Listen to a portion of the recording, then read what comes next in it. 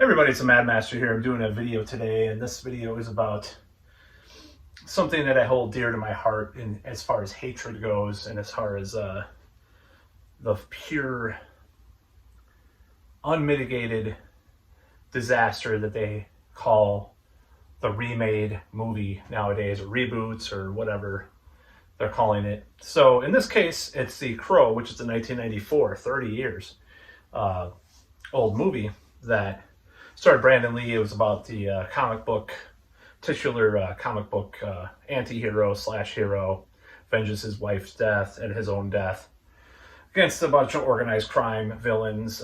Very reminiscent of Tim Burton's Batman films up to that point, but also with some extra things that probably influenced a lot of other people. So, first of all, the irony about this remake is I didn't know that it was going to be made until, coincidentally, a couple weeks ago I watched the Crow again because it was on streaming. I was like, oh, I haven't seen that for a long time, and I was like pleasantly surprised because I was not expecting for it to be so good. I do love Dark City, which is Alex Proyas' other film, one of his other films, not his other film, one of his other well-known films, and it's been very influential, as well as The Crow. Now, The Crow also, Damon Lindelof supposedly used some dialogue for it to go into the Nolan Batman trilogy, and some say that there's something going around that Heath Ledger was actually very influenced by Brandon Lee's performance in The Crow as well. Now,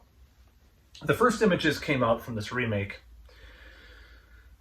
a couple weeks ago, and I just have to say, it's very depressing that they have to, modernize or make films for modern audiences. Now, I understand like gothic rock isn't a thing, or, the goth thing isn't really a thing amongst a lot of younger people. Now, I do see occasional goths around, though, strangely enough, more than the methed out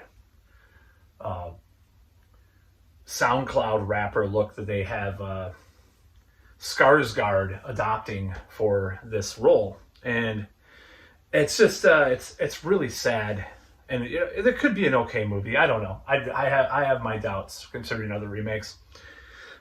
But what is it's going to come to a time where this remake thing is just going to bomb so bad that there'll be direct to streaming remakes that won't, and then even those will get less viewership. I predict.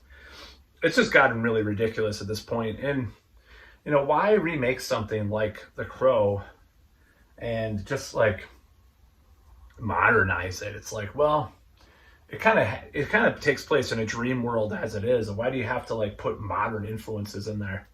And there's other, the original definitely influenced the trench coat thing in the 90s with movies, and just the Hong Kong film style shootouts and all that too, that it kind of got that influence, and then it kind of went around. So that's really a lot of what I have to say about that. I'm not going to be seeing it. I'm not going to support it. If you, it's all to your personal taste, but hopefully it'll bomb. That was a big thing in the 90s, the bomb. Maybe it'll be a bomb, not the bomb. The bomb was the thing in the 90s to say if something's cool, but it's a bomb if it sucks, which it probably does. Now, there has been a little bit of there was a little bit of woke washing or race swapping with the female character. Now, I don't know if I care about that as much. Now, I think she's like an R&B singer, pop. I heard a little bit.